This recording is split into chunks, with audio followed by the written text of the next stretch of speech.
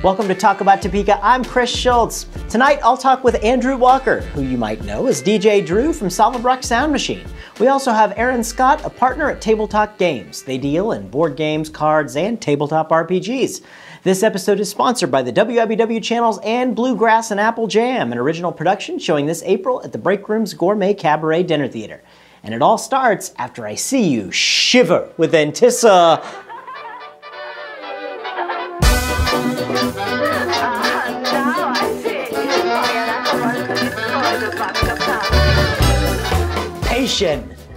I'm here with Aaron Scott. He is one of the owners of Tabletop Games here in Topeka. How you doing, Aaron? Good. How you doing, Chris? Hey, thank you for joining us. Really appreciate that. I'm glad to be here. Thanks for having us. You know, you guys are doing something that I think is really cool. It's Tabletop Games. You have a business partner with you. That's right. And I want to know, tell us a little bit about what you do with Tabletop Games. All right. Well, Brandon Henry and myself opened up Tabletop Games last March. We are a retailer of board games, card games, and dice games. Anything that gets friends and family back around the table, trying to reintroduce that social interaction, get people away from the TV, the video games, things like that, something they can come out, do together, a little sense of competition, friendly competition. But yeah, we have a retail site, we have a website, but the big thing that we do is we host events around town. So, for example, we're at PT's Coffee Shop on the 1st and 3rd Fridays of the month. Cool. We have an arrangement with the Break Room on first Saturdays. Cool. And what we do is we have a lot of open copies of our games. We bring them out. People show up. Come out with your friends or come out and meet new ones. Yeah. Pick out something that looks interesting to you. We'll teach you how to play it so you get a chance to try it out before you buy it. So very cool. Something that's been the public's been very receptive of and been doing pretty well for us. Absolutely, and some of these games, as I've been looking at them, there's some really cool ones that, it's not shoots and ladders. It's, you really have some really unique games. How do you get all of those? That's right. We specialize in all the great games that you may not have heard of. Everyone knows about Monopoly and those kind of games, but those aren't the games that we really like to play. Yeah. And part of the reason we opened up Tabletop Games is because we couldn't find readily in our local market the games that we like to play, and so we search out the review sites and Facebook and all the social medias and find out. We try to pick out the games that are hot and popular, the great games, weed out the stragglers, and present the quality products to the public. Sure. And how have you gotten people involved, and how have they reacted to what you guys have been doing? It's been great. We have obviously regulars that come out. It's been great teaming up with different venues. It's mutual beneficial arrangement because they let us come out for free, and we sell games, and then they get increased food and beverage sales, and so it's a win-win for everyone. Create a fun and exciting atmosphere for people coming out looking for something to do on a Friday night, on a Saturday, and it's something different. Yeah. The trend is regrowing, reinvesting itself in our society. Board games are coming back. People are looking for something back to grassroots, if you will. So. Yeah, it's kind of comfortable, It is, It's a natural feeling. So yeah, and of course, I want to talk about the event that you guys are putting on with us at the Break Room. Yes. Actually, you're going to do a murder mystery game, and there's going to be a dinner, and everything's kind of involved. We're kind of all working together to make this happen. Yes. I'm really excited. It's coming to May 11th is the date. May 11th is right. We're kicking off at 6 o'clock. I'm pretty sure. Yeah. We're pretty excited about it. It's not your traditional murder mystery themed game. It's not quite as party themed. This is going to be more of an interactive, more logical interaction. We're getting groups together. You can buy tickets as a group or come out as individuals or couples, and we'll pair you up with a small group, and we'll have a moderator. It's going to be a little bit theatrical themed, and we're going to solve a murder. That's really essentially. cool. So it's going to be a lot of fun. I'm looking forward to it. I mean, especially like we've done a lot of shows and things, but we're kind of taking a little different slant, with actually doing the Sherlock Holmes game. That's right. What we're doing. So it's going to be a lot of fun. And again, that's on May 11th. People can find tickets for it at breakroomdowntown.com. So you can go check that out and get those in advance. Yep. We have a link to it on our Facebook page. And it's just on Facebook under Table Talk Games? Table Talk Games on Facebook, that's right. Good deal. And any other way they can find out and get in touch with you guys? Well, Facebook is our best way to keep up to date with the events that are going on. We keep that filled in with things as they come along. Cool. Again, we have the website. It's currently kind of being revamped a little bit, but as that gets rehashed out, we'll have a good running list of events and special events. Be sure to like the guys on Facebook. Yeah, we always appreciate that. Very cool, very cool. I love what you guys are doing with this stuff, and I know I remember reading about you guys, and then we were like working out some way of like getting you guys into the break room, which was it's just been a wonderful, I think, experience for everybody that comes out, and for us and for you guys. Yeah. So it's a great hobby. I mean, my partner Brandon especially, he really grew up with playing these obscure games, if you will, and it creates memories. It's a great time. It's true, and people are looking for things to actually. The idea of social media, people for a while have just kind of sat at home and done nothing, right. And maybe they're just kind of getting tired of that and right. needing some kind of one-on-one personal interaction or just group fun interaction. Yeah. And this is a great way to do it. Yeah, and it's also cool because there's a new genre of games out there that not a lot of people may be familiar with, but cooperative games have become very popular, and that's different games that are set up where everyone playing the game is actually playing together against the game itself. Very cool. So there's a built-in mechanic that kind of runs along and says what happens if you guys are trying to do a task of some sort. So you're working together, and so that's kind of fun for those people who say, well, we can't ever get together because there's always too much arguing and things like that. So without giving too much away about, say, the Sherlock Holmes game that we're doing for the murder mystery, tell us a little bit about that one. Well, it's late 1800s Sherlock Holmes era London. We're going to have a map of London. We're going to have newspaper clippings, if you will, that may contain some clues. You might have to look, sure. do some deduction, put your and sleuth hat on, see what's really pertinent to the case. And really, it's kind of neat because you're actually going to figure out who do you need to go interview around town, and like what part of town. Who they are, what place of business they are working at or live at, and we're going to go look up and have a little dialogue with them and see what we can figure out. Excellent. Well, it sounds like a lot of fun, a great night out on the town. Yep. For either the murder mystery we're doing or any nights that you guys are getting together. Yep. You should check it out. And you guys always carry the games with you, so if you show up there, you can take them home with you at that time. Yeah, we try to have a good selection with us, and if there's something that we don't have, you don't see, we may have it in inventory, and if not, we can always get a hold of most anything. So very, very good. Well, Aaron, thank you so much for joining us on the show. I can't let you leave until we do the notorious lightning. The lightning round, all right. That's right. You were expecting this. I was expecting that. All right, we're going to put 60 seconds on the clock and see where we end up. Okay. Let's do it. Do you prefer Facebook or Twitter? Facebook. I'm kind of Twitter illiterate. Twitter, that's a good one. Let's see. If you took a weekend staycation in Topeka, what would you do? Might like to go to the Woodward Bed and Breakfast. Yeah, that's very cool. We went there for actually a murder mystery Valentine's Day a few years ago, and that was fun. I thought it'd be nice to make a weekend out of it. It's a really beautiful house. Yeah. Go check it out. Yeah. Let's see. If Hollywood was going to make a movie about your life, who would you like to play your part? Man, that's a tough one. Brad Pitt. My wife would like that one. Let's see. If your house was on fire and your family and pets were safe, what's the first thing you would grab on your way out? Man, if I saw an open copy of one of my board games that I couldn't live without, That's great. There you go. Yeah. There you go. And summer's just around the corner. Do you prefer to be on the boat or in the water? Both. Oh, that's perfectly fair. Although I do tend to spend a lot of time floating around in the water, so I might have to go with that. Very good. All right. And our time's up, but what's your favorite television show to watch every Tuesday night at 9:30 on My TV? Talk about Topeka. Hey, there it is. Aaron, thank you so much for joining us. Good luck with everything you're doing with Table Talk Games. Thank you. And we're looking for a great turnout in May. Excellent.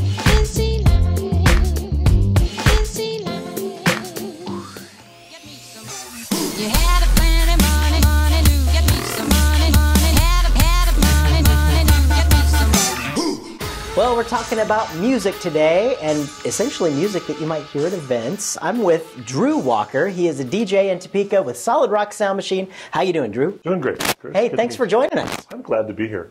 Yeah, I've heard a lot about the show, and I've seen different episodes of the show, and I really thought this would be kind of fun when Kim asked me if I'd do it. I said, sure. Absolutely. Kim's my sister, you know, and nobody can tell her no. So that's how it works. But I thought it would be really cool to actually have a DJ on. I know I have a history with being a DJ. I was a club DJ for like pretty much my whole college career and pretty much paid my way through college that way. So I always have a soft spot, but you know, this is the first time we've ever had a guest on the show who's actually a DJ. And so I thought, hey, let's bring this guy on, let's talk with him. I feel kind of honored. I know, it's kind of fun. Well, it's not that big of an honor, but if you take it whatever you want, so very good. Tell us about the kind of events that you DJ. We've done everything from, we specialize in weddings, but we've done everything from car shows to a wrestling event. We actually did a funeral. Wow. We do a lot of charity events like the MS Walk, Relay for Life, Purple Stride, which is a 5K in Kansas City. We're also the official DJ for the Huff and Puff Balloon Rally, and we just got, quote unquote, hired on as the DJ for the Kansas Coyotes. Excellent. That's very cool. So, you guys are doing quite a bit. So we do a lot. Yeah. So tell us a little bit about your background. Like, how'd you get into this? Well, I grew up in Junction City, and I went to Junction City High, and I graduated in the 70s. And during my high school years, I DJ'd on the side, just messing around, having fun, raising money, going to small towns, and setting up in the middle of the downtown square and playing music for kids and just setting dances and just charging whatever we wanted to go to Worlds of Fun or wherever. Yeah. Got decided I was going to go to college, so I sold all of my gear and went to college, which was kind of dumb once I got there. Then I ended up helping with DJing floor parties and beer bashes and frat parties and things like that, so I ended up having to start progressively getting gear back that I could have already kept. And then I got completely out of it, and then in the middle 80s, I got married to my wife. We went to a wedding after we had gotten married, and the DJ was the worst DJ I'd ever seen in my life. I sat back there the whole time going, if I was DJing, I'd be doing this, and no, I wouldn't have said that, and I wouldn't do this, and I wouldn't call the father of the bride, and I would have the bride and groom name, and all of that. And it was like, okay, Mr. DJ, why don't you put your money where your mouth is? Yeah, there you go. And here I am 20 years later, still doing it. Yeah. When in my DJ career, I actually did some weddings, and I'll tell you, you have to have a lot of patience for that in order to do it well. Like I can't stress to people enough that if you are going to have a wedding and you're going to spend all this money on a wedding, don't go cheap on the DJ, because it will ruin the whole party if you do that. I mean, really, it will. It's totally worth getting someone who knows what they're doing to be your DJ, because that is your party. It's what you're going to remember. Like a friend of mine always says, if you think hiring a professional is expensive, wait till you hire an amateur. Well, it's true. It's true. Yeah. It's true. It was a little hard, I think, like, especially like booking it. I mean, there's a process to There really is a process. Wedding. You have to meet. We make it a point to call the bride, or they call us via email or however. Then we make it a point to meet with them at least 3 or 4 times before the event. That includes any event that we do. Yeah. So that way we're on the same page with the people in charge, the people we're going to be answering to the whole time. And then we get on the same page. We pick the right music for the right part of the event. And then we have a final meeting right before the wedding so that everything is all set. We have all the details set. And then we tell the bride and groom to take, or even our clients, to take a week off and just not worry about it, because it's all good. Yeah. And then we meet them the day of, and we usually are there early, so there were extra sets of hands and eyes to help do the event and get things ready. Yeah. My favorite thing is when people say, we're going to save a little money. My cousin has an iPod, and we're going to put them in. They're going to just play the music for the wedding. We hear that a lot. Isn't that crazy? Well, we have a friend of a friend who used to be in a band, and he has the mixer and da-da-da-da-da. And it's like, yeah, but what if the band decides to get back together? Yeah, yeah. And they book a gig that night. All of a sudden, yeah. You're out of equipment, and you're really in trouble. Yeah, it's like the priest or whoever's conducting the ceremony, or whoever's doing any of the officiating. You hire caterers. What do you do for these things? You hire professionals for a reason. There's a reason professionals exist out there, and it will change. Like the amount of people at the wedding or the event, there's so many people that have so many different opinions. You need someone who knows how to deal with all of that. Yeah. And when alcohol is involved, you really have to have the patience of a saint sometimes. Yes, you do. My favorite thing about doing events is when an inebriated person walks up and goes, "Do you have that song?" And goes, "Do." And you're kind of going, "Yeah, that's coming up right next." Yeah. And usually it is. Yeah. The song. I like that song too. I just played it like 2 songs ago. Where were you? Or you're playing the song by Wang Chung, "Everybody Have Fun Tonight." And I go, "Do you have that song called Everybody Have Fun Tonight?" The one I'm playing? Currently, at this time? Right now? Yeah. That's why I'm thinking of it. Or they'll come up to you and say, "Do you have that song? It's by a girl." Well, that narrows it down to a third of my library. Yeah. And then they'll say, "Well, it's got love." Okay, that narrows it down more. And I blame a lot of that. I hate to say this to people in radio. I apologize to you, but I hate to say this. You all don't tell people who these people are that are singing. It's like you play great music. You go all this trouble to get this great music, but you don't say, "Well, that was Wang Chung and Everybody Have Fun Tonight," or you don't say the Beach Boys. That's why God made the radio. They'll come and say, "You got that new Beach Boys song," and me, being very expert in my knowledge of my music, I know exactly what they're talking about. Yeah. Yeah. But a lot of DJs don't know that. Yeah. And I have had people test me. Yeah. They'll throw a title out to me and I'd say, "Do you know the artist?" Yeah. I'll do my best to blow their mind and say, "I can tell you what album it's on." Yeah. Because I spend a lot of time with the music and working with people and knowing the music and making it very aware of what's going on. Another thing that we really approach with our DJ company is we approach it with a family-friendly kind of a thing. So you won't hear music that's degrading, immoral, sure, talking about divorces and all that kinds of things, unless that's what the client wants. It's a party wants. for everybody, Exactly. And we have to approach it from everybody from age 5 up to like 85 or 95. Right. So we've got to play music in that wide spectrum of music, and we have a pretty good library. We've pretty much done really well with it. Yeah, and it takes a lot of time, just in the experience of dealing with those situations. There's no textbook that tells you, this is how you wedding DJ, this is how you event DJ, this is how you club DJ, whatever it is. There are really good books out there, but the best way to do it is jump in and just try it. You got to do it, yeah. And it takes, you have to pay the dues, So I don't know. I think being a DJ is something that I think I absolutely love. I love that, and I think it's cool. It's one of the greatest jobs in the world. You get paid to party. Yeah. It's like, hey, it's like I have one of the funnest jobs in the world. Yeah. I did work the job sector, and I liked that, but I'm a very outgoing, very people person, and so being a wedding DJ and being a DJ in the market that I work with helps me be more outgoing and more friendly with people. I thrive on the energy of the crowd. Yeah. As the crowd develops their energy, I develop my energy back. Yeah. And it just, I do what I can to motivate the crowd, but sometimes the crowd needs to give me back. Oh yeah. Feedback. Hey, you're doing great. You're a really cool DJ. Yeah, this is a good song. And then there's always that one. The dance floor is full. And the guy walks up and goes, "Could you play a song that we could dance to?" Yeah. They're all having a good time. What's your deal? Can you define who "we" is? We, yeah. Or they'll play a song like, "Could you play a song with a beat?" Yeah. Sure. Well, it's become more than, just having the equipment to do it. I know that, when you listen to the radio, you might, I know that there are a few channels that I have programmed in my car that I listen to, and I hit this channel here and I'm listening to this song. I'm like, yeah, I like that song. Then I hit the next button because they're in commercials or something. So I click over and I play in the next one. And next thing you know, that station is now playing, if not at the exact same point of where the song was that I just heard. They're really only playing 10 songs on the radio, and people don't really understand.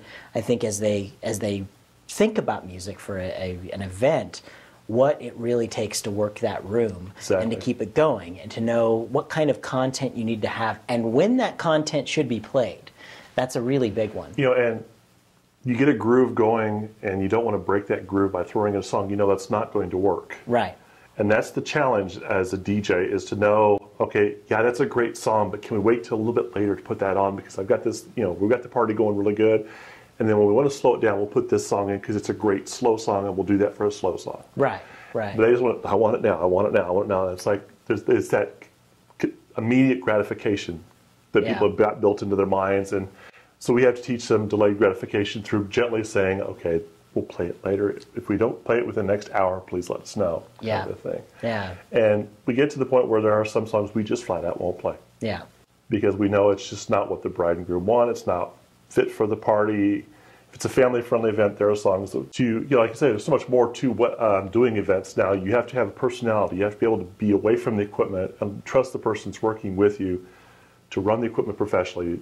Have good lighting. Have good, you know, everything that you expect in a club, but be mobile and set it up and do it just exactly the way a club person would do it. That's but right. Keep it very family friendly and have a wide gamut of music. That was one of the things I liked about, say, club DJing, was that all the equipment was already set up. I mean, I didn't have to load all of that equipment in my car. And that's another thing that's, you know, a professional is going to do that all for you. It's a lot more work, you know, than, you know, rounding up a couple of cousins who are going to carry some speakers that you rented real quick or that you borrowed from somebody. It really, there's so much work involved to it, especially for a great event. And that if you have hired a professional and they do a great job and you had a great time, you'll never know how much work that was. You know, exactly. That's the thing. And that's what it should be. That's the way it should be, exactly. Because it's your event, and you want to not have to worry about all the details that go into the event. You just want to give it to the people that say, hey, you're in charge, this is what you're going to do. And I think that's why we chose the slogan, relax and dance the night away, knowing that we're in charge. Yeah.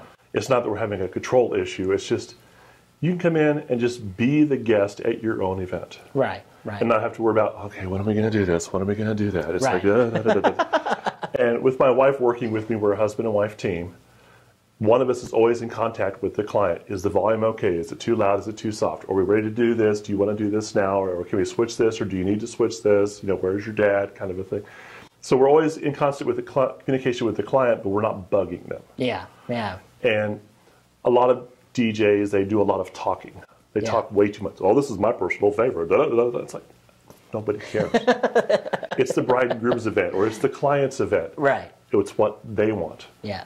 You know, and that's a very hard world to work in sometimes. Yeah, it is. It's very challenging. There are guys that have that top 40 radio sounding voice.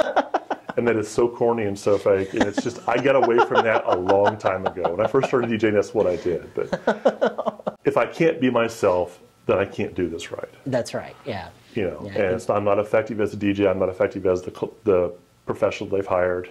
And I'm not doing my job. Yeah, yeah. So, and that's another reason. I think the only real excuse that we'll let you use as someone who is getting married for like a wedding and needing a DJ is that if it's like your third or fourth wedding, and then you can go ahead and hire your cousin with an iPod. I mean, you'll probably use them again anyway. So. Well, we've had a couple of couples that it was their second or third wedding, and they hired their cousin the first time. And they're going, we decided we're going to go with a professional this time because he really does not know what he was doing, and the wedding reception fell apart, and da-da-da-da-da-da. I love it. We've had a couple that did a renewing of their vows for their 25th, and they did a courthouse wedding, and then they had cake and punch, and then they went on their honeymoon. Sure. So they would have a real wedding with tuxes and the dress and the big church wedding and the big pomp and circumstance, and then have the big reception with the cake and the dinner and everything.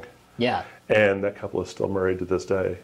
It was just absolutely an actual real wedding with the whole bit. So. Yeah, that's very cool. So very cool. It's a journey, but it's a lot of fun, and it's worth the trip. Absolutely. For being a DJ and working with a couple or working with a client for an event like Relay for Life. That's got to be gratifying after you've done it for a while, and you run into people, and they're like, "You were the DJ at our wedding." You know, that's really, it's kind of cool that you could kind of be a part of that. We go to a lot of stores in town and stuff, and someone will go, "I know you, but I don't know why." And they'll think about it for a second. You were at Sarah's wedding, you were the DJ, and you were really a lot of fun. Yeah. You know.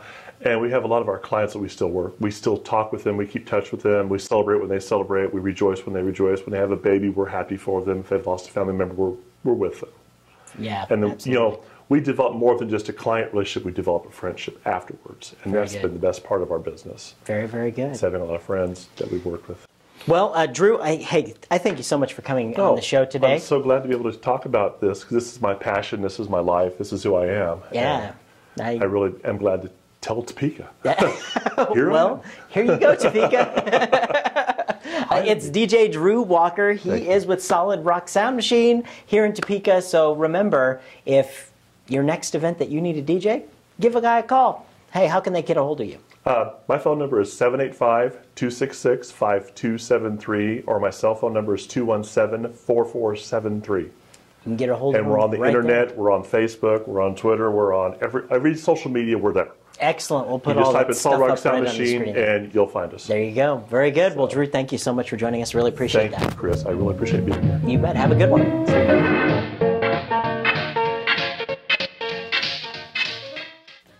Thanks again to Andrew Walker and Aaron Scott. This episode is sponsored by the WIBW channels and Bluegrass and Apple Jam, an original production showing this April at the Break Room's Gourmet Cabaret Dinner Theater. Remember to check out the Topeka newsletter, our master list for all the public events happening in Topeka. If you have something Topeka related to discuss, send us a note to our website, comment on Facebook, Twitter, or Gmail. I'm Chris Schultz, and we'll see you again next week.